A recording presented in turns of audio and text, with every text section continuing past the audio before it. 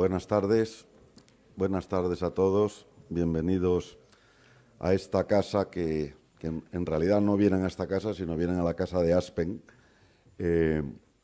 Y yo simplemente quería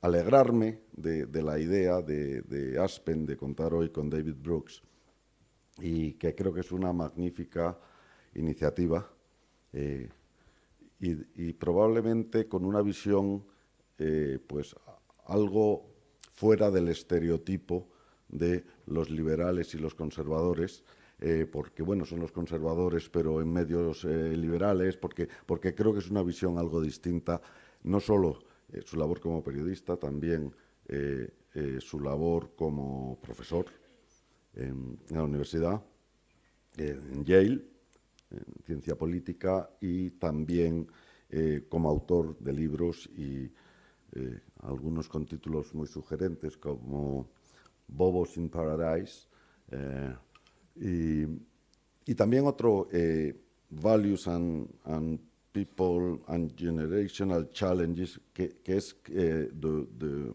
Road to Character, que creo que trata bastante bien el tema del cambio generacional, que quizás y el cambio de valores tenga algo que ver con el título de la charla de hoy, The Turn in the US Politics. Ya el propio título lleva inherente algo. Quizás este Turn in US Politics tiene bastante que ver con los dos libros, y especialmente con The Road to Character, de David Brooks, y yo simplemente le dejo la palabra a José María Areilza, nuestro secretario general, que nos va a hablar un poquito del acto y, por qué no, algo más de David Brooks. Sorry about the Spanish, but I thought it should be the appropriate language for starting. Thank you, David. Thank you. Gracias.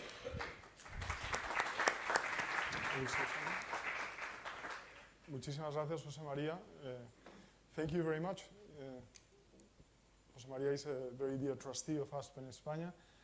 This is a young Aspen Institute. We just turned 6, and we are most grateful to David Brooks for his first visit to Aspen España. I hope next time you can spend more time and that you can with your family. I'm not going to tell you the many achievements and many wonderful things that he's done. He's very involved with the Aspen Institute in the US, in debates and many other activities.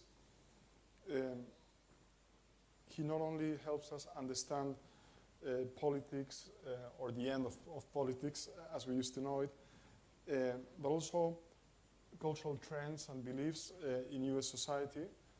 Today we've asked him to talk about this earthquake or hurricane, pick your metaphor, moving from Barack Obama to Donald Trump. But I have to confess that his beautiful writing goes, as José María is saying, beyond political analysis, and he's able to offer us insights into the human journey of life, the choices we make, how we explore or not explore the deepest parts of ourselves. So in Aspen seminars, we always say to participants, we are all amateur human beings. We're here to learn from each other. We're always stumbling and learning as we go. And David Brooks writes about that in a political context, but also in a deeper philosophical one. Thank you so much, David. We will ask him to speak for a while, and then he's agreed to engage in question and answer period. Thank you so much.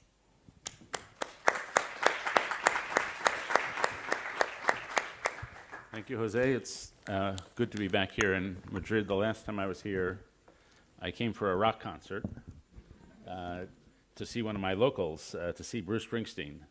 I am a big Bruce Springsteen fan, and the people around him said, you have to go to Madrid and see him there. And so I came, and if you know Bruce Springsteen's career, he had 2 very unsuccessful albums in the beginning. Then he had a 3rd album called Born to Run, which was a gigantic success. And the natural thing for him would have been to go on and become a big global superstar. But instead, he took 4 years off, and he went back to his artistic roots and wrote about his little town in New Jersey. And he really dug in, and it's sort of a dark album about his town. And he writes about certain specific places in New Jersey in that album, Highway 9, a bar called the Stone Pony. And when I went to the stadium here, at the football stadium here, 60,000 people, so many Spaniards had T-shirts with Highway 9 and the Stone Pony. And it shows if an artist builds a landscape, no matter where it is, people will want to enter that landscape. And in the middle of the concert, he's singing one of his famous songs called I Was Born in the USA. And I was surrounded by 65,000 Spaniards singing, I was born in the USA, I was born in the USA. I felt like saying, no, you weren't, but it's fine, it's fine. So I will talk a little about politics. I'll start with a little on myself. I grew up in a very left-wing household. And so my politics have wandered. When I was 5, my parents were hippies in Greenwich Village in New York City. And they took me to a be-in, which is where hippies would go just to be. And one of the things they did was they set a garbage can on fire and then threw their wallets into it to demonstrate how little they cared about money and material things. And I was 5, and I saw a $5 bill on fire in the garbage can, so I reached into the fire, grabbed the money, and ran away. And that was my first step over to the right in my life. And now I'm a conservative columnist at the New York Times, which is a job I liken to being the chief rabbi at Mecca. Not always a lot of company. But then I went to the University of Chicago, where the famous saying about the University of Chicago, it's a very scholarly place. It's where fun goes to die. But the best saying about it is it's a Baptist school where atheist teachers teach Jewish students St. Thomas Aquinas. So that's... and there I studied Burke. I became a mentor or a protege of William F. Buckley, and I more or less went off into the conservative journalism world.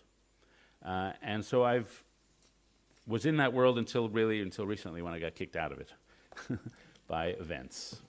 And I'm going to try to take a broader view of what's happening in America, and I'll be interested in our discussion to see if it's the same sort of trends that are driving the populism here, the populism around the world.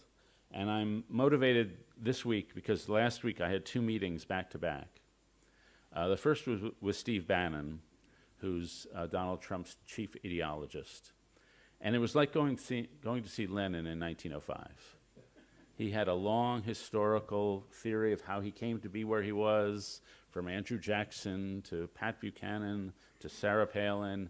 He had a global reach about Brexit and where that fit in and where various Austrian elections were heading, and he felt part of an inevitable global historical movement. And it was interesting because as he talked about each moment in his movement, he had a 150-year time frame. And so Sarah Palin was a moment. Donald Trump was just a little moment. It wasn't culminating with Donald Trump. And then as we were there, he was plotting the takeover of the Republican Party. And so he had just defeated one of his candidates, a guy named Roy Moore, in an Alabama Senate race, had defeated the establishment candidate. And he said, we just need to pick off 1 or 2 more so I can control the whole party. And he was going after the safest of Republican seats. He said, if I can scare those people, I'll scare them all. And he said, you know, what we have to do, they pick their candidates based on who's sensible. I go the other way, on who's insane and who's authentic. They spend a lot of money, so we make the chief charge against them the fact that they spend a lot of money. So every time they run a TV ad against us, that's proof of their own corruption. We take their strength and turn it into a weakness. And sometimes when you meet people like this, you think they're crazy, but sometimes you think, well, what if they're not? And so here was a man with this 150-year theory of how history is going to unfold. And he had tremendous conviction and tremendous certainty in the way it was going to unfold. The next day, I had a chance with a few other journalists to have dinner with Secretary Tillerson and Secretary Mattis. There's the Secretary of State and Defense in our government. And confidence would not be the story of that dinner. They're just trying to ride an elephant and not have it just, walk all over a landmine. And so they were very defensive, very passive. How do we handle this guy, Trump? We try to do this. One of them said, I've worked with a lot of difficult people before. Don't know how I'm going to work with this guy. They're trying to keep things on from going wrong. And that's basically American foreign policy. It doesn't have any vision of how it wants the world to improve. It's just trying to prevent disaster from happening. And so you see extreme confidence on the one side, and from the establishment, Bannon has a story to tell, and from the establishment of the Republican Party and the Democratic Party, there's really no story. And so if you want somebody who is drawn to conviction, you're not drawn to the non-populists, you're drawn to the populists.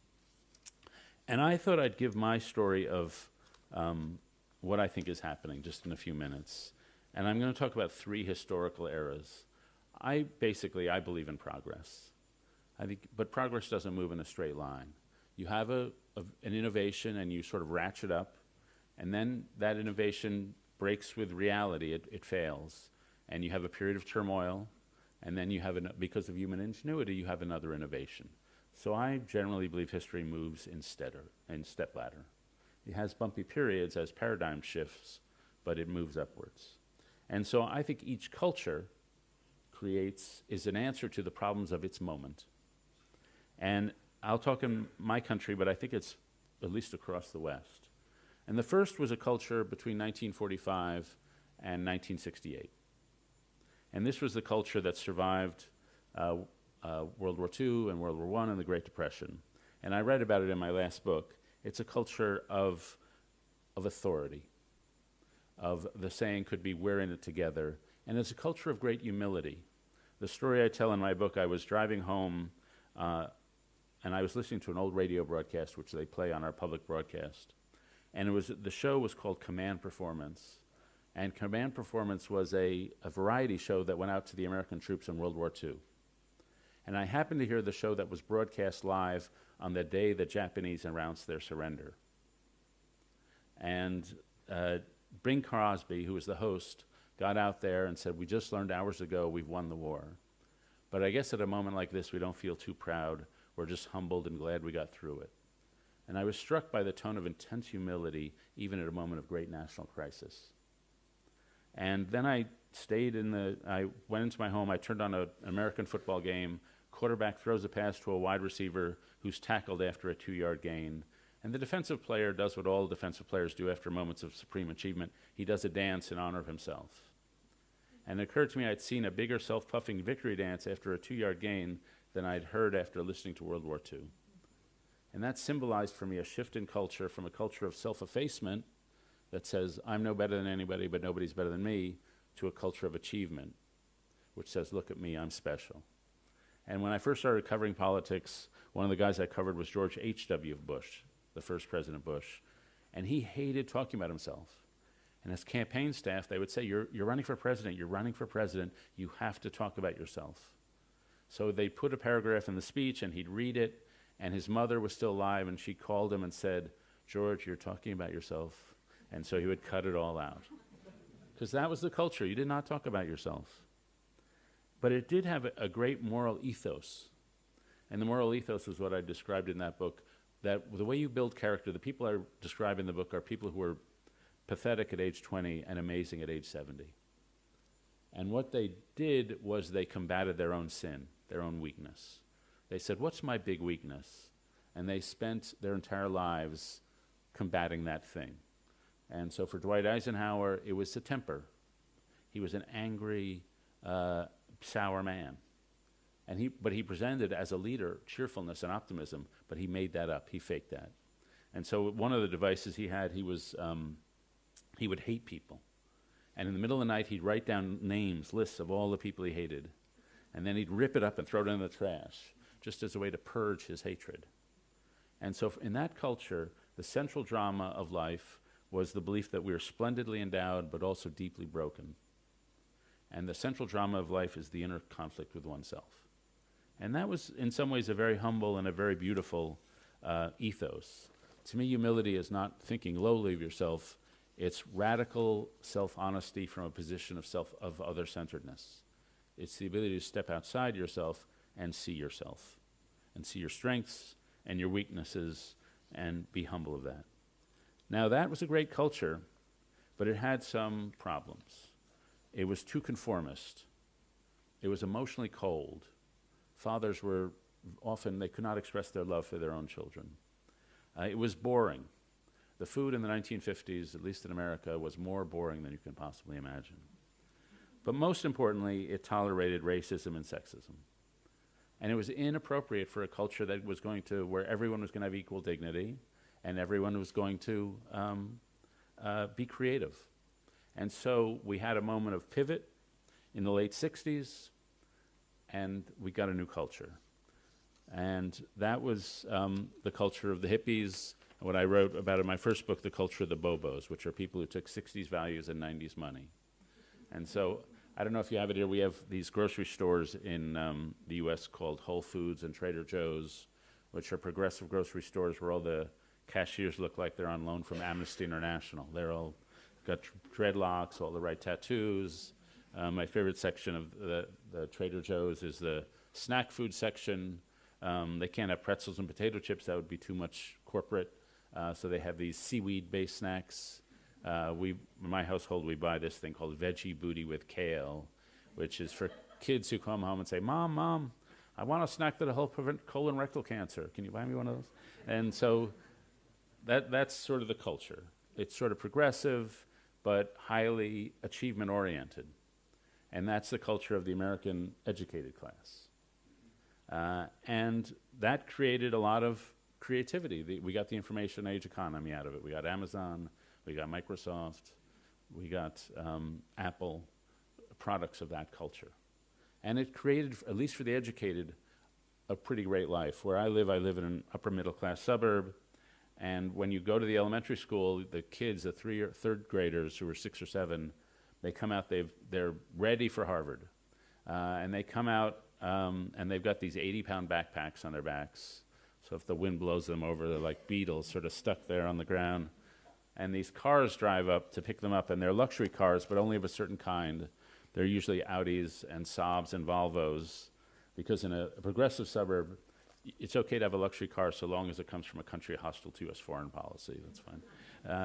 And these creatures come out who I call the Uber moms, who are highly successful career women who've taken time off to make sure all their kids get into Harvard. And you can usually tell the Uber moms because they weigh less than their own children. They're doing little butt exercises when the kids come out. They're cutting the umbilical cord and flashing Mandarin flashcards at the things to get them ready. And this was a creative culture, especially for those blessed with education. But it too had sins. It had narcissism. America has become a very narcissistic country. If you test us, how good are you at math? We're 25th in the world in math performance. If you ask Americans, are you really good at math? We're number 1 in the world in thinking we're really good at math, because we've had a whole culture of self-esteem. And there's a test they give all around the world called the Narcissism Test. They ask people, I'm going to read you a bunch of statements, tell me if they apply to you. And they're statements like, I find it easy to manipulate people because I'm so extraordinary. Or somebody should write a book about me. Or I love to look at my body. And the median narcissism score has gone up 30% in the last 20 years. With that has gone a tremendous increase in desire for fame, celebrity culture. And so they ask college freshmen, they have been doing this at UCLA for 70 years, what do you want out of life? It used to be number 1 answer is, I want to have a meaningful philosophy of life. Now the number 1 answer is financial security, and the number 2 answer is fame. And they did one study where they asked college students, would you rather have a life that leads to a lot of sex or a lot of fame? And by 3 to 1, they chose to have a lot of fame. And I go to colleges, I tell the students, listen, I'm on TV twice a week, I write for a famous newspaper, I'm kind of famous, go with the sex, it's better.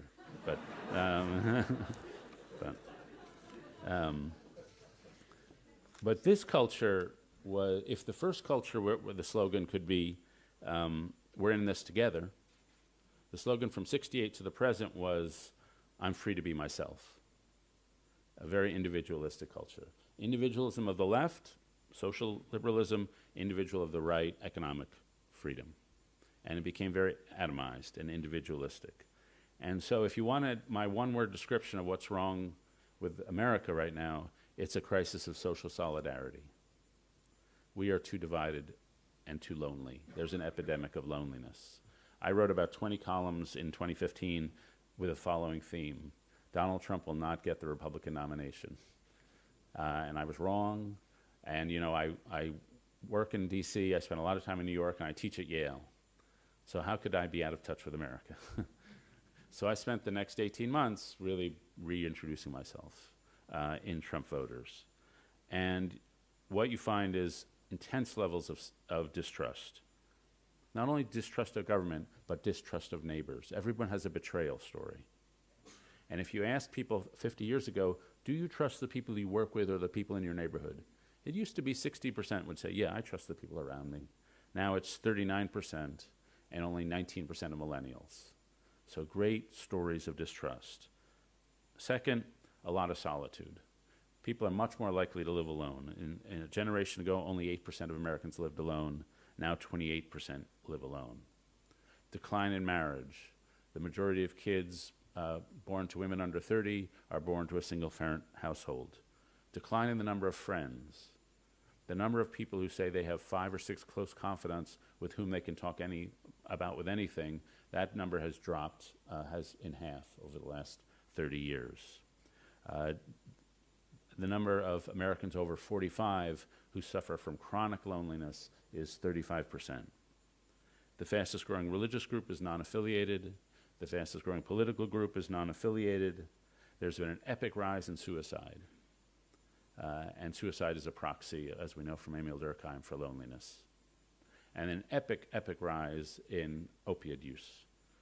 And as you may know, more Americans die every 3 years from opiate use and addiction and overdose than died in the Vietnam War. And so these are all just tears in the social fabric. And these tears are exacerbated along class lines. It used to be college-educated people and high school-educated people had similar demographics. That's not true anymore.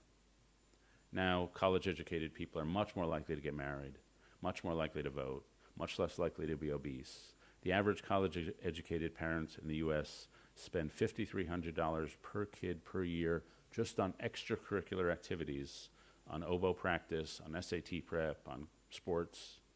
High school-educated families can't afford that. And so childhood is radically different depending on what class you go into. If you grow up in a home making $96,000 a year, which is upper middle class, your odds of getting through college are 1 in 2. If you happen to be born into a home making $36,000, your odds are 1 in 17. So there's just been this radical bifurcation. And along comes Donald Trump. And what he does is he exploits the sense of moral injury. You ran across people I ran across a lot of people who had their best job at age 35, and then every job got worse. I also ran across people who said, I used to have a sense, hey, I'm not the most famous person on earth, I'm not the richest, but my neighbors can count on me. I'm a respectable citizen in my community. And now, because of the celebrity culture, they feel completely invisible. If you're not rich and famous, you're nothing. And so out of this isolation, out of this social injury, along comes Trump. And Trump I compare to Abbie Hoffman. Abbie Hoffman in the 1960s was a radical who was not so good at noticing about policy, but he was great at political theater. And basically, he could take every social rupture that exists in the country and create theater around it to widen it. And that's more or less what Trump is doing. He does not need to build, he just needs to destroy the old order. And so every week or every day with a tweet, or he picked on the NFL, or he picked on Puerto Rico, he exploits often the racial weaknesses in our culture, and he just rips them to shreds. And so in this way, he's giving voice to the voiceless. What's happened in the last few years, his entire vote is not based on race, but is nonetheless true that if you asked white people, is being white very important to you? Is it a major part of your life? 15 years ago, it was not important. But now 48% of Republicans say, my white identity is very important to me. It's become a much bigger source of identity, an ethnic marker. And Trump plays on this over and over again. He understands that the debate is no longer big government versus small government. As we see here in Europe too, it's open versus closed. There are some people who feel the headwinds of globalization blasting in their faces, and they want closed borders, closed trade, closed migration, closed social mores. Other people feel the tailwinds of globalization lifting them up to greater opportunities. They want open trade, open borders. It's between those who think society is we're making progress and those who have given up on progress and think we're in the decline. And Trump has managed to exploit that. And so now when you look at what's happening in Congress, he's picking a war with his own party quite effectively, picking them off one by one. He's a man mostly given over to hatreds, and you don't see anybody in the White House. What's interesting to me covering this White House is usually when you go into a White House, and I'm sure it's true in every government, the people who work for the president, they're like having the biggest love affair since their high school crush. Like they love the president. I once was interviewing a guy in the Obama administration, and as I was interviewing him, the president walked across the south lawn of the White House and got into his helicopter. And the guy stopped the interview just so he could look out the window and see President Obama's back for 20 seconds, because he was so much in love. But in this White House, there's none of that. There's antipathy, there's hostility, and there's fear. And it's interesting, there's not, I'm not a huge fan of Machiavelli all the time, but you can rule by fear, especially if you've got the base of your party with you. And so to me, we've reached the end. He is a product of the end of a period of hyper-individualism. He is the end of a period of social solidarity and class bifurcation. And I'll just close by saying what I think the next period has to be and where I think we're sort of headed. And that if the first phase was we're in it together, and the second phase was I'm free to be myself, the third phase has to be I'm committed to you. And I've become very interested over the last few years on how commitments happen, on how social fabric can be rewound with commitments. Because we're not going to go back to the days where people blindly defer to authority. But we can't stay in the days of hyper-individualism and commitment, and hyper-individualism atomization. And so to me, making promises to each other and building commitments is the way to reweave the social fabric on all different levels. And if you think about our lives, most of us make commitments to 4 big things over the course of our lives. To a spouse and a family, to a vocation, to our career, to a philosophy or faith, and to a community. And the success and fulfillment of our lives depends on how well we choose those commitments, on how well we execute them. The kind of commitment in the Bible that Ruth made to Naomi in her famous speech, where you go, I will go, where you lodge, I will lodge, your people shall be my people, your God, my God, where you die, I will die, and there I will be buried. And so a life built around commitments is a social life, and to me it's a moral life, and it's an emotional life. Making a commitment means falling in love with something and then building a structure of behavior around it for those moments when love falters. When you make a marital commitment, you fall in love with a person, but sometimes love, but you have a structured behavior to keep you there. And that has to happen across society. What our commitments do is first, they give us our identities. If we introduce each other to each other, the first thing we are going to tell each other, what am I really committed to? What do I do with my life? Hannah Arendt said, without being bound to the fulfillment of our promises, we would never be able to keep our identities. We would be condemned to wander helplessly and without direction in the darkness of each person's lonely heart. Our commitments build our character. Every time you keep a promise that you made in a commitment, whether it's to a political cause, you strengthen your integrity. It's like spokes of a wagon wheel. You strengthen the spokes. Every time you break a promise, it's like ripping a spoke out, and the whole thing is more likely to collapse. Our commitments give us a sense of meaning and purpose in life. And not too long ago, the Gallup organization did a values survey, and they asked people all around the world, do you have a sense of strong meaning and purpose in your life? The country with the number one sense, where the most people said, yes, I have a strong sense of meaning in my life, that country was Liberia. And it's not because life was pleasant in Liberia. It's because in order to survive in war-torn Liberia, they had made strong commitments to each other. And it gives them the sense of what they call existential urgency. And so to me, the populism that Donald Trump and others are riding cannot be defeated with a sense of, we're going to give you a few tax breaks, or the few economic policies. To me, it's not primarily a policy movement. It's primarily a cultural movement of people who feel invisible and isolated and frustrated with their lives and very scared about their children's lives. So we need a change in culture, which is what happened in the 40s and what happened in the 60s. And to shorthand, I think we have to be more communal in an age that's too individualistic. We have to use a moral lens in a culture that's too utilitarian. We have to be more emotional in a culture that's cognitive, and celebrate the kind of bonding that can happen only within loving commitments.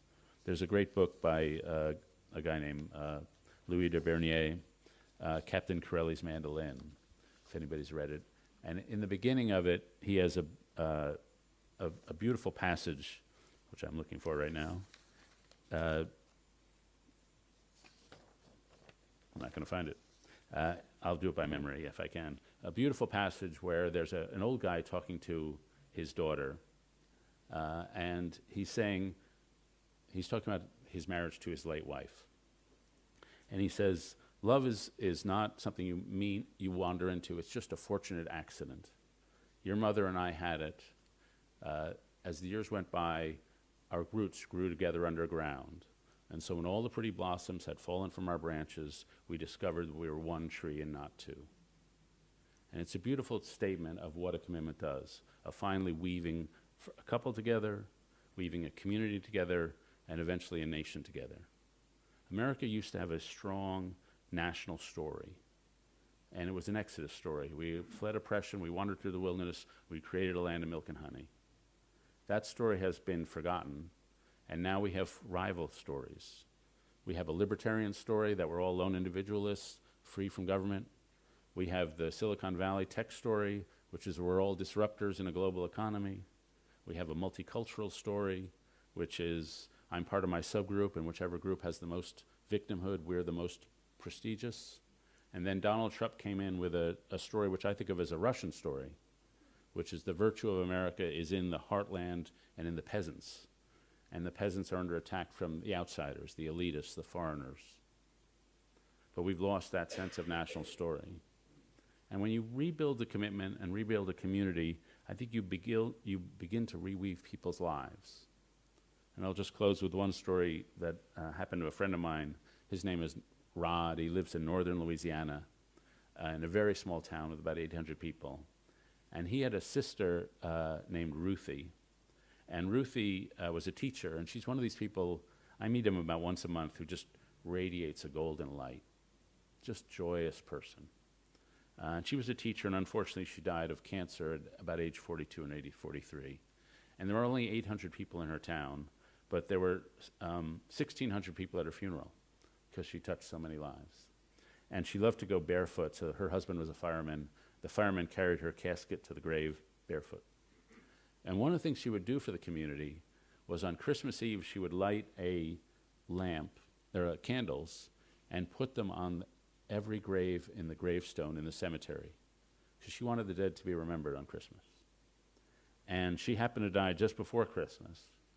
So Rod was with his mom and family, and on Christmas Eve, he said, should we do what Ruthie used to do and put a candle on the gravestone?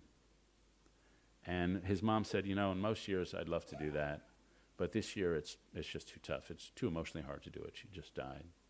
And so they said they wouldn't do it this year, but they drove across town to go to a relative's house, and they happened to drive by the cemetery, and they saw that somebody else had put a candle on every gravestone. And to me, that's what community is, and that's what nation is, certain standards of practice and care that get passed along one to another. And that has been dissolving, and it can only be rebuilt basically from the ground up. So, thank you.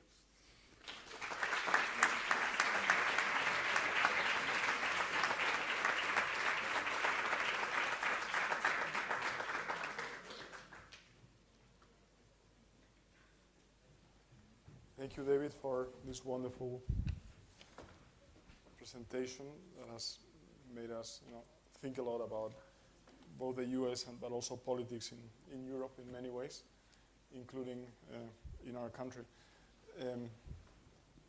Let's open the floor and we'll be happy to hear your questions. Or yes, please.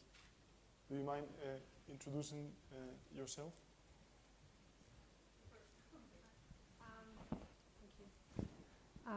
Hi, my name is Violeta Ruiz. I work at the Spanish Constitutional Court, and first of all, I'm a huge fan of yours, so it's a privilege for me to be here. Thank you very much for bringing him.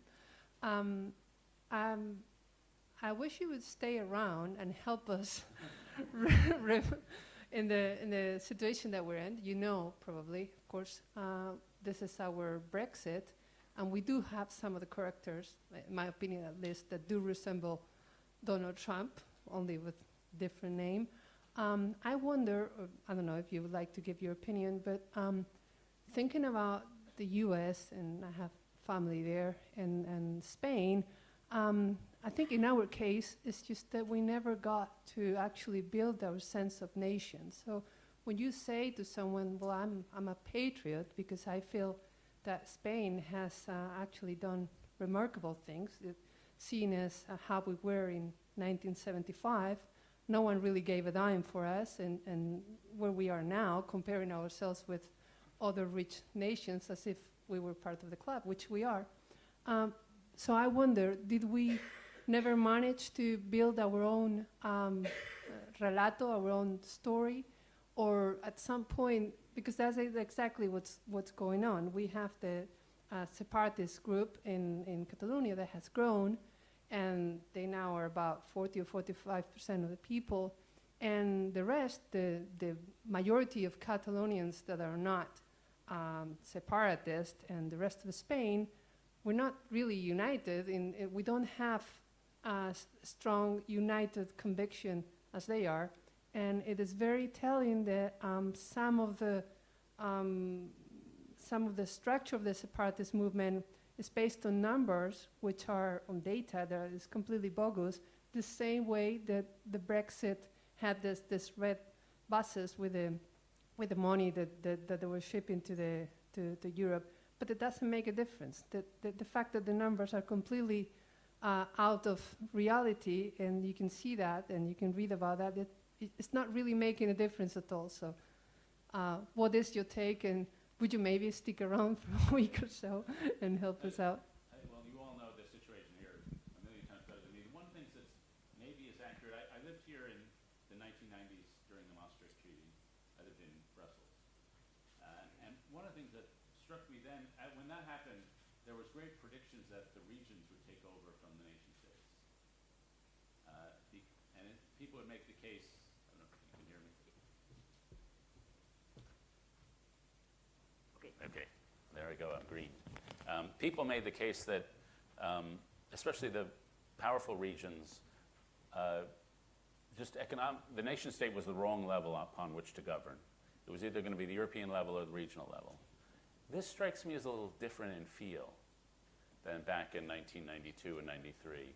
There it was more technocratic and economic. Maybe I'm wrong, but at least in the US and the places I've been in Scotland and such places, it's people looking for strong connection.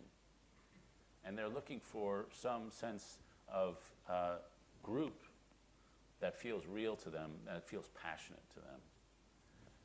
And as I mentioned, in the US, whiteness has become that. And blackness has become that. And for my youngest son is a Trump supporter. And we have long arguments. And what's interesting to me is his opinions are all over the place. Some things I think are radical left and radical right, he holds together at one time. It's a totally different geography of thought than I have. But it's also, he says, we're looking for strong, your version of American nation, that's attenuated. You can't have all these immigrants coming in and still think you're going to be a cohesive nation. You're just unrealistic. That's pie in the sky. And I think that's where a lot of people, they're looking for some sort of cohesion around which they can feel group solidarity. And then when you mix in social resentment, I don't know how that plays here. It plays very much, at least in the American context, and I think in the Brexit context, where people's own personal lives are, and their own personal sense of dissatisfaction is fused with a larger political dissatisfaction. And so when you're doing politics with them, it's not arguing about policies to get to a common end. It's having an argument with someone who thinks you look down on him.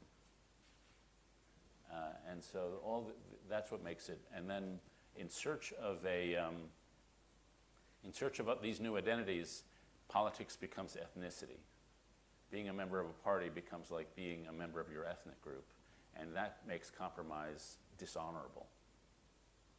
And so all these, if you don't give people a coherent national thing to belong to and dedicate their lives to, they'll find some separatist thing. And that they'll build walls in that way.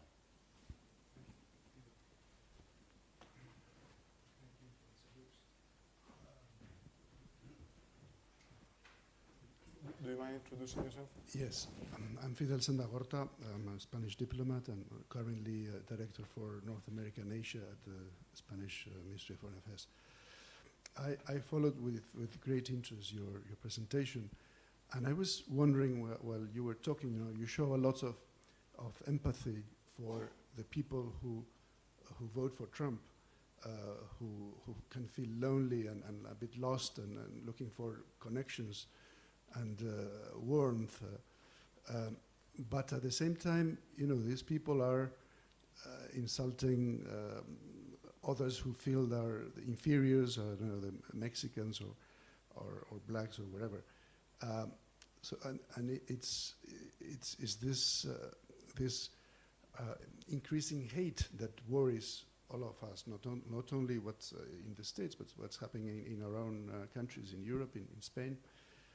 So, and when we see what happened in Germany, for instance, but of course you can also show empathy for the people who voted for Hitler, because they had also reasons to be disaffected, wherever. But so, what should we put our emphasis on now?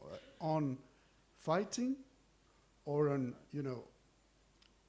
looking, understanding those people who are lost and should be brought back to the cattle, no? Yeah. So I think this is a question I've thought about in the last week. I was at a baseball game a week ago, and this happens to me. It was a dramatic moment, but it's happened to me in my tours around the U.S. And in the ninth inning, which is near the very end of the game, the man sitting in front of me turns around and looks at me, and he says, "Are you David Brooks of the New York Times?" And I say, "Yes." And he says, "You're an effing idiot." And they kept screaming that at me. "You're an effing idiot. You're an effing idiot. You're an effing liar," and just curses like boom, boom, boom. And I was saying, "Fine, I get it. Can we just watch the game? We're here to watch the game." And then my son was sitting over here, my oldest son, not the Trump supporter. He would have joined in, actually. He pauses and says, "Can we just watch the game?"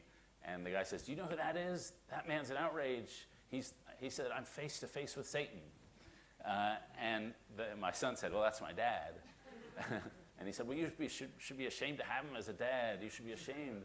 And then my wife, who was over here, tried to calm him down. And he said, "Woman, stop, get off." And it was this big thing.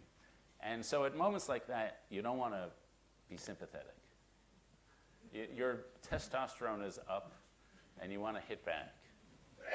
And I think there are some people who are truly noxious, who we have to say they're not playing in polite society.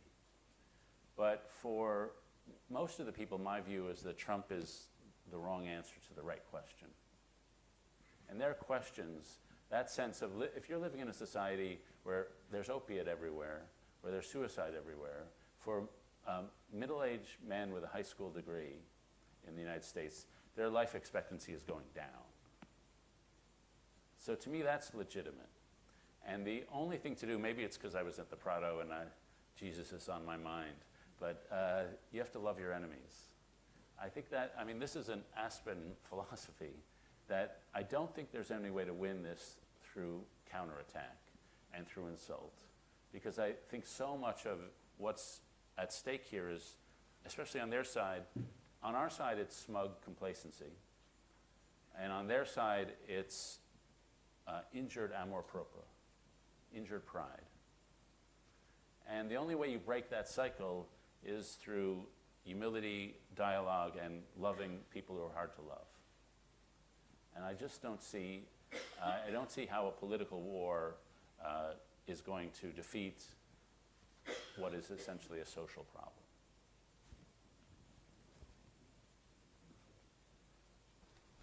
Hi, my name is Jorge Galindo. I'm an editor at a politics blog called Política, and also I'm a columnist at El País. I actually had the exact same question that was just made, so just to dig a bit deeper into that, if I may. So it seems to me that while the picture that you paint of the society is probably fair for some parts of the states, it is not for others and for other people who actually believe that now are more connected and the society that they live in bears suits what they expect from a society. So many minority people in urban areas probably feel like they belong more to this society than they did 40 years ago.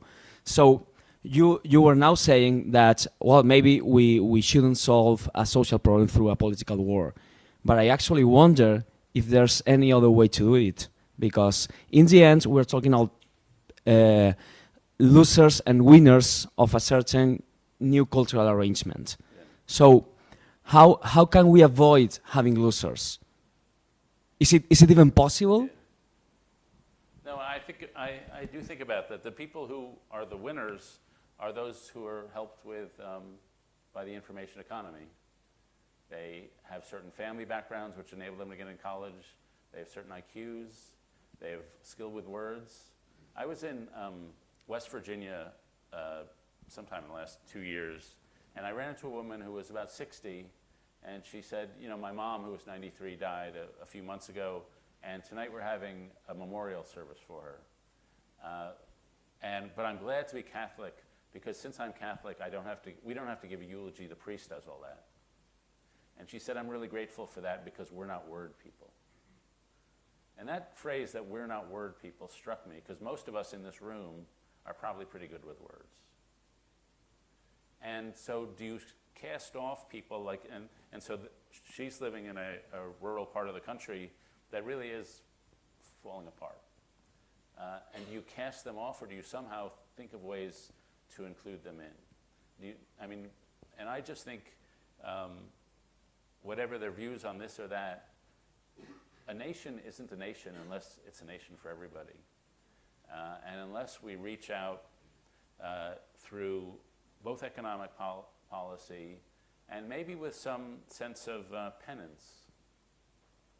Because the sense of we don't see you, you know, I work at the New York Times, we've spent a lot of time not seeing that part of the country.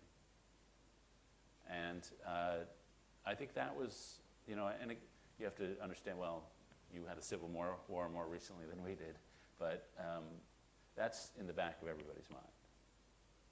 That the potential for civil war, whether it's a real civil war or just a political civil war, is a very horrible prospect.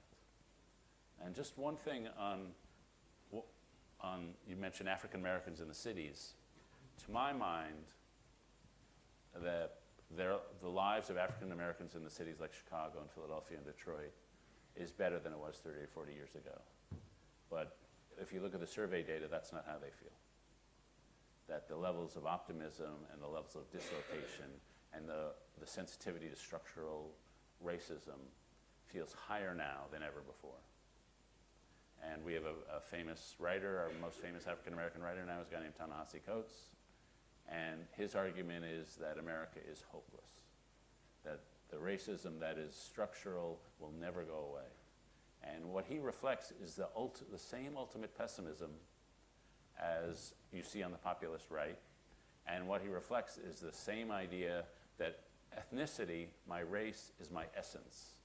And it's unchanging, and it can't be transcended. And to me, that's a very pessimistic thought that history controls the future. And the only way I see to defeat those sorts of trends are through some sort of radical inclusion. Hi, my name is Lorena. I just had a quick question. Do you still consider yourself a Republican, considering everything that you just mentioned? I consider myself a conservative. Maybe I'd be a Christian Democrat if I were in Europe. I don't know. My two heroes are Edmund Burke. We were talking about this earlier. Who his key phrase was, and a key phrase for me is epistemological modesty. Epistemology is the study of what we can know, and modesty is modesty, that we just can't know much. And so we should operate on society the way you would operate on your father, is how he did it. He said it. I'm just a great admirer of humility. I have somebody I know in New York, in DC, or actually he lives in Boston, a great surgeon. His name is Atul Gawande, and he's an ex-surgeon. And he told the story I once heard where a woman came in she was blind in one eye. And it turned out there was a blockage here. And so he operated on her neck, cured the blockage, and the blood could flow, and cured her eye. 2 days later, he's discharging her from the hospital, and she says, I feel nauseous. And Atul's major philosophy is the human body is more complicated than we can ever know, and we should respect everything because it will behave in ways we can never predict. And so a normal doctor would have said, well, you feel nauseous, you were under anesthesia, we're sending you home. Atul said, no, let's go back and let's look. He did an examination. It turned up the woman's stomach had twisted up and been sucked up into her lung cavity. And nobody could figure out what that had to do with what happened up here, but somehow it did. And so they did some more operations, and she was cured. And he discovered that the hospitals that have the best results don't fail less. They recognize failure sooner, and they rescue sooner.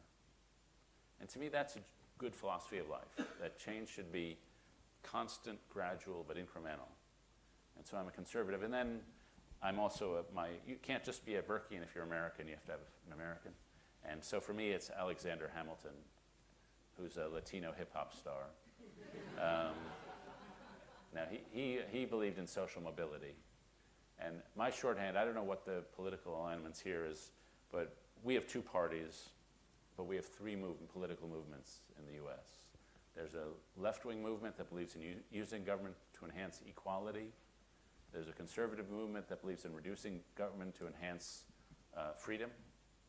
And then there's an old movement started by Alexander Hamilton that believed in limited but energetic government to enhance social mobility, to give poor boys and girls like him a chance to rise and succeed. And Abraham Lincoln was in this movement, and Teddy Roosevelt, and then it sort of died. And there are 6 of us left, but we believe.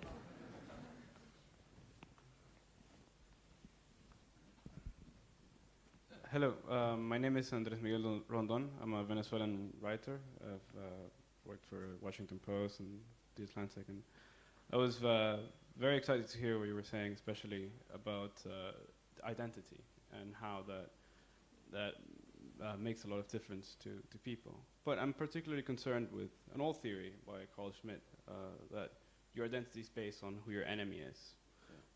And that's a lot of what's happening now, right? But my concern is, to what extent this is actually possible? And this is similar to Galindo's question, actually. To what extent is it actually possible for you to include all identities? In religion, for example, is a very easy example to give. If you think your God is the only God, how can you admit a community that proclaims a variety of gods? There's a sense of an iconoclasm there that I find particularly interesting. So do you really think that the liberal, multicultural society that we live in cities like New York particularly espouse, do you think that they can eventually become successful, or do you think that they will have to sort of go somewhere in the middle and mediate and maybe do close down a little? Yeah. First, I do believe we define our identities a lot on who our opposites are. Tom Wolfe, the writer, has a theory that we all, in high school, when we were teenagers, we all understood who our opposites were. Like if you're a big athlete, your opposites were the kids doing drama. Or if you're an artsy, you're against the kids who are good at something else. And the popular kids versus the nerds. I mean, you all understood. And you define your political identity based on that. And that's borne out by political science data. Again, there's a US context, but I bet this is universal. If you don't know what party you're in by age 24, it's not like you sit down with the different parties and their different economic policies and you decide which one is true. You look around the landscape and you say, which party is filled with people like me? And once you have your social identity, then you get your political philosophy later. And so that speaks to the power of identity.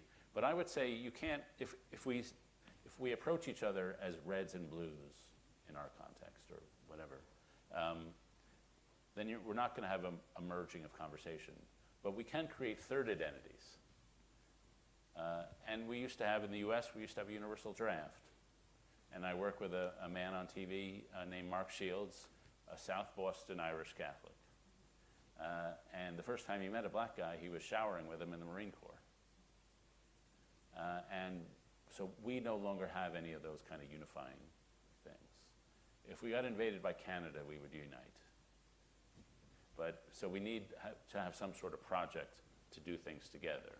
And I do think a political project, a rebuilding the country project, I could give you my whole policy list.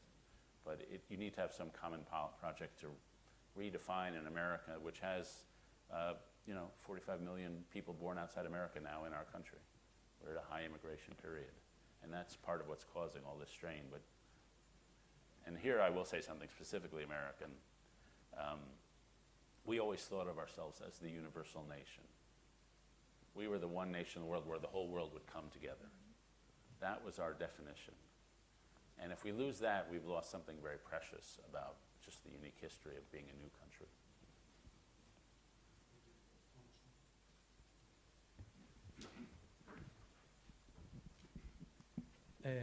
Thank you. I'm Juan Moscoso. I'm an economist and a former member of parliament. I really enjoyed your ideas, of the new commitment, the new community building that is needed. But how do we take this invisible man, who is now the actor behind Trump's victory, in today's political fights? For example, the healthcare battle in Washington is taking place today and these weeks. How do we link this red and blue, what you were saying, with this more sound and future subjective ideas that you were explaining us? Well, of course, I mentioned my Hamiltonian belief. I wish I had a party, or there was not me running it, but somebody much taller with better hair running a party that I agreed with. And this is a case that there's a book, The Structure of Scientific Revolutions by Thomas Kuhn. And you all probably know the theory. He's got a paradigm. The paradigm gets weaker and weaker over the time. Somebody comes along and pushes it, and it collapses. And then you have a period of competing paradigms. The American right had the Ronald Reagan paradigm in its mind, and still till today. If you look at the members of Congress from the American right, what would Ronald Reagan do? What would Ronald Reagan do? And Ronald Reagan was elected in 1980. That was 37 years ago. They have not updated their thinking since then. And so their only mantra is cut taxes, reduce the role of government. And that was fine for a period, but it was not fine for a society that, as I say, is dividing.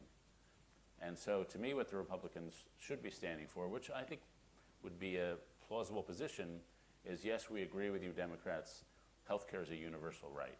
We will guarantee healthcare. But we will deliver it through market mechanisms that we think will lead to greater efficiencies. The Republicans can talk about market mechanisms, but they do it while cutting federal spending on healthcare and therefore throwing people out of the healthcare system. And that's combining reform with callousness. And they just can't get their mind around the fact that the times are different and their attitude towards social protection has to be different.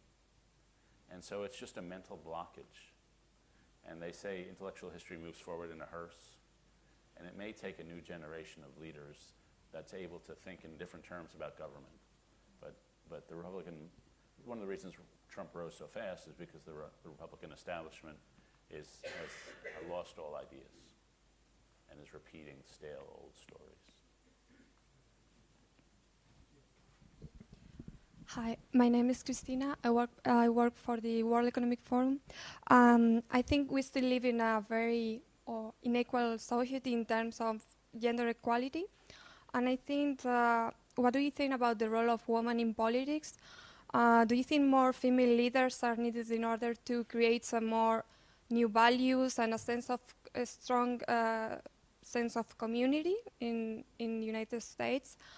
And what do you think about the role of Michelle Obama and Melania Trump? Well, I don't think either Michelle or Melania are going to have any future in American politics. I think they don't want that. I'll make one observation that I've noticed just in my own career covering politics, and I love the United States Senate. It's just 100 big egos all in one little small place.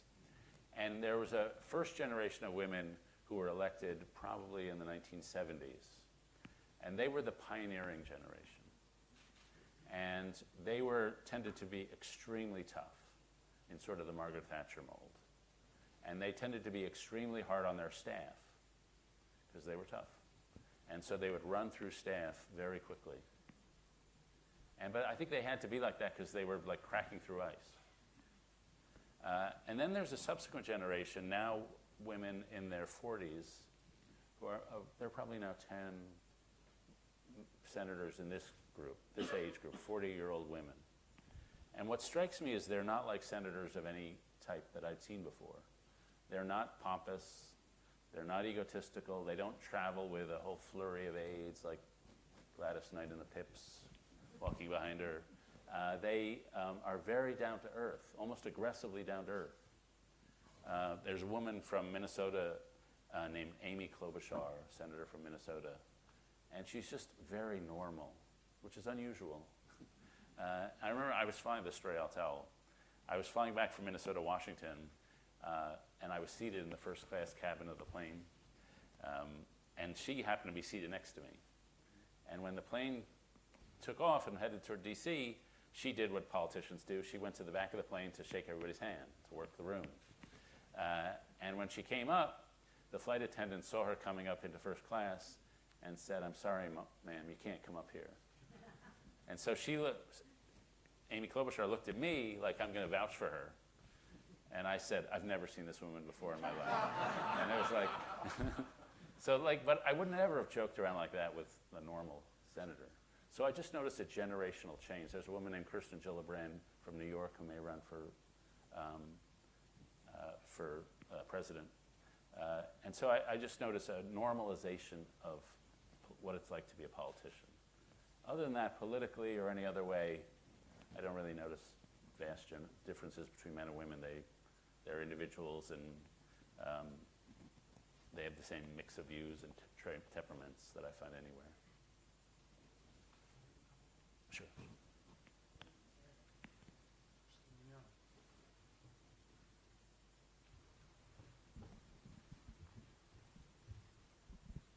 Mr. Brooks, first of all, I want to thank you for the talk you gave us. It was inspirational, thought-provoking, and so we're going to give it a lot of thought, I'm sure. My question is this: at the end of your talk, you talked about commitment. Do you see commitment gaining in the United States in the future? In other words, is there hope that this will change? That's all. No hope. I'll say a couple things.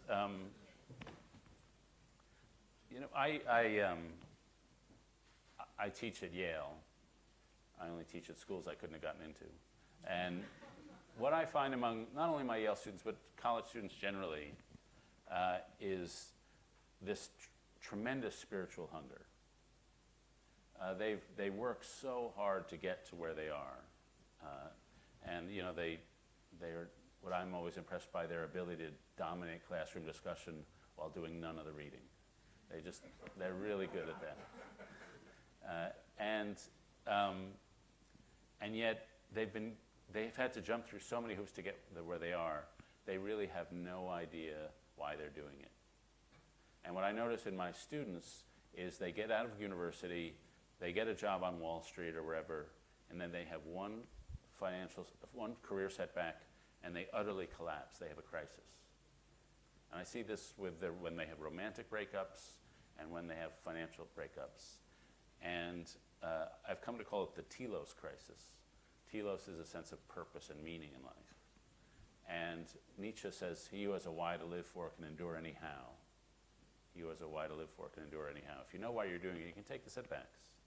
But if you don't know why you're doing it, then when the setback comes, you're just lost. And I watched them go through this process.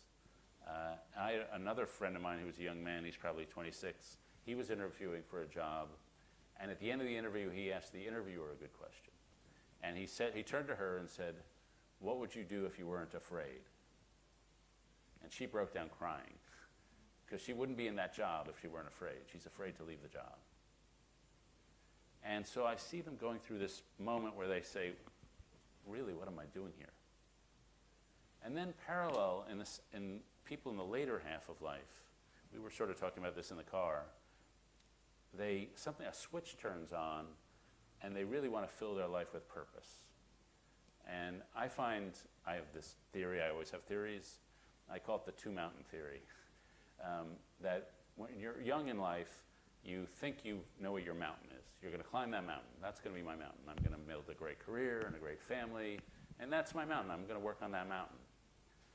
And then you get to a point in your life where you've fulfilled all your career aspirations, or maybe you have a failure to knock you off the mountain, or maybe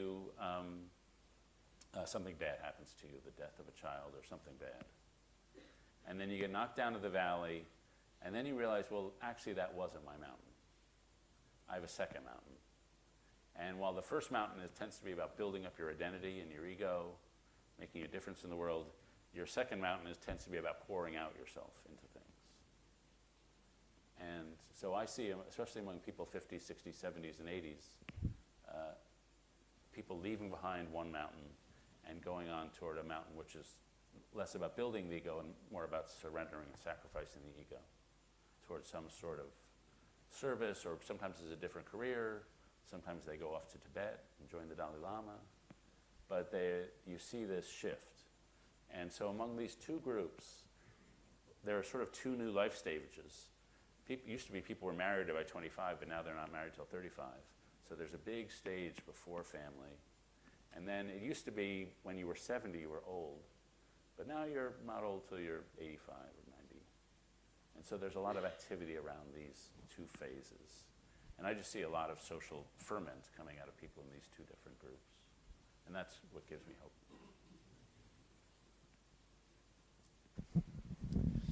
Hello, good afternoon, David.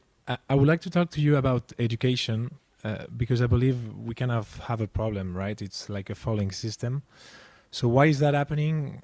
And just to make it simple, I believe at the age of 5, children ask like 400 questions per day. They give hugs to girls and to people from other ethnies.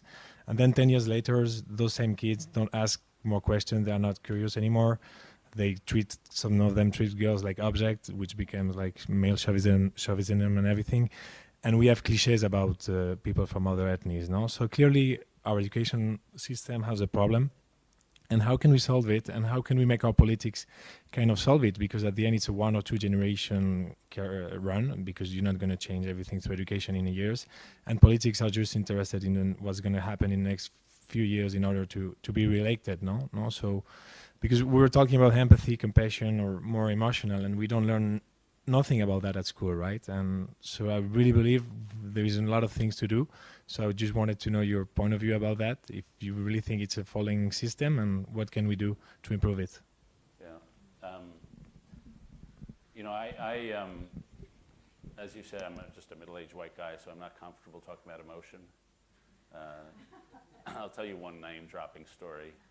I'm going to drop a name, but I was in Aspen, Colorado, getting in touch with the real America,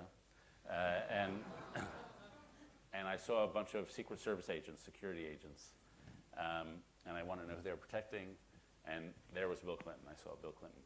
So I walk up to him, and he's watching a high school jazz band, and he starts telling me about the saxophonist, how great he is. And because he's Bill Clinton, he can't just talk to me. He has to knead it into me. He has to like put his arms around me and sort of like caress it in, because he's just an emotional, touchy kind of guy. And because I'm me, I cower away. And so he's kneading and I'm cowering, and we move like 40 yards across the sidewalk because I'm starting to get away. Nonetheless, I do think when we think of schooling that thinking about the emotional health of the student is the big underappreciated thing. That there's a thing called the strange situation test, where they take 18-month-olds and they bring them into a room with mom, and then a stranger enters the room, and then mom looks at the room, leaves the room, then mom comes back to the room. And they analyze how did the child react, the 18-month-old infant, in each of those moments. And they can tell they have most of the kids, they cry a little, and then they settle. And that's called being securely attached. And about 55% of kids are like that. And then some are avoidantly attached. Those kids just go still face when mom leaves because there's been no two-way communication. And some kids have disorganized attachments, which they hug mom and fight at the same time because they've had no order in their life. And they can predict the high school graduation rate to 80% accuracy just by looking at that test at 18 months. Because what it teaches you is, do you have a model to relate to elders and to peers? And if you know how to attach to people, whether it's a teacher or a friend, life will be fine. If you don't know how to attach to people, life will not be fine. And so what happens is they get bored at school, they don't know how to create friendships, they don't know how to create relationships, and they drop out or they just don't succeed. And so keeping to me what education does, it not only educates the mind with information, but it educates the emotions. And by giving people art and music, you widen your repertoire of emotions, because you know what, Anna Karenina felt here, or what, Pocahontas felt there. And so keeping that vibrant is, to me, the big neglected part of the educational system. We tend to teach our kids, we treat them like their brains on a stick. I mentioned I went to the University of Chicago. I don't know how you feel about if you went to university, how you feel about it. I feel more influenced by my college now than I did when I graduated. And that's because I've forgotten most of what they actually taught me, but they taught me what to want. Like there were these professors I had who I regarded as like wise people, because they devoted themselves seriously to ideas and writing. And I don't remember what they taught me, but I remember the vision of wisdom that they embodied. And to me, getting some of those softer skills more into the schools, making them more places where you can admire your teacher and you can develop a relationship with your teacher, especially in university levels, I find, is the one obvious thing. I have a lot of other ideas, but. One last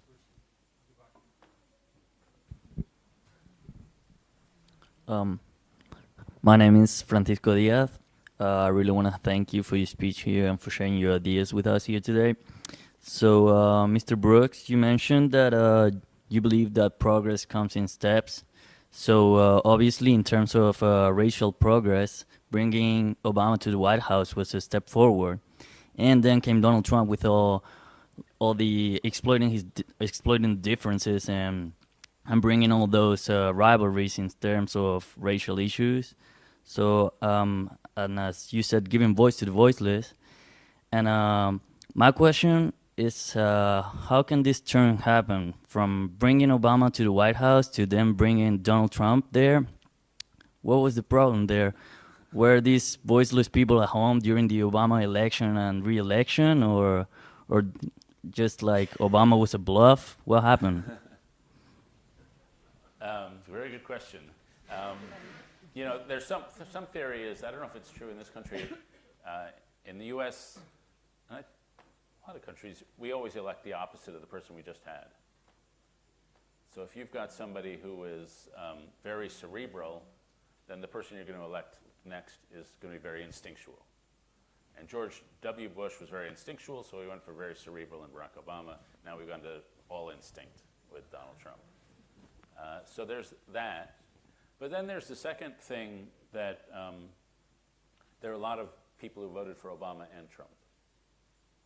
And the reason Hillary Clinton lost was because she lost states that Obama carried, mostly Ohio, Michigan, and Wisconsin states in the upper Midwest.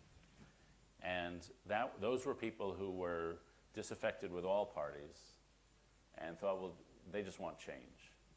Who's ever going to bring change? And Obama seemed like a change. That didn't seem to work. Trump seems like a change. And so it's not fair to say those people are simply racist, because they were quite happy to vote for Obama. But they're perpetually outsider, outsider, outsider. And so I think one of the mistakes the Obama administration made was we have two big problems. As I mentioned, the fraying of the social fabric and the stagnation of working class wages. Obama decided to spend his political time and capital on health insurance. It's an important issue, but it's not one of the big two. So why did he spend something that was not really key to what the country was suffering from? It was, again, once people get caught in a pattern, it's hard to break out and adjust to the moment. And so those people just saying, adjust to our moment. And I think Obama messed up in just focusing on the wrong things while he was in the White House, even though he leaves as a popular person and still popular with those people.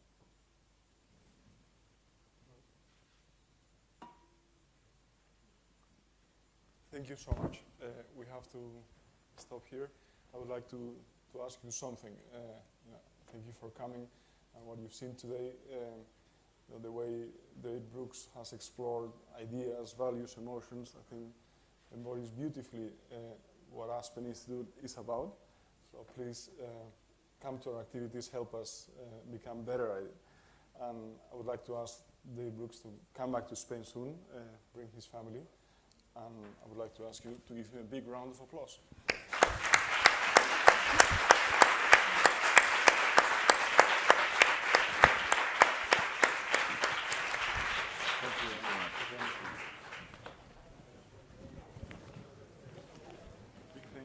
Oh, thank you. I enjoyed it. Very good questions.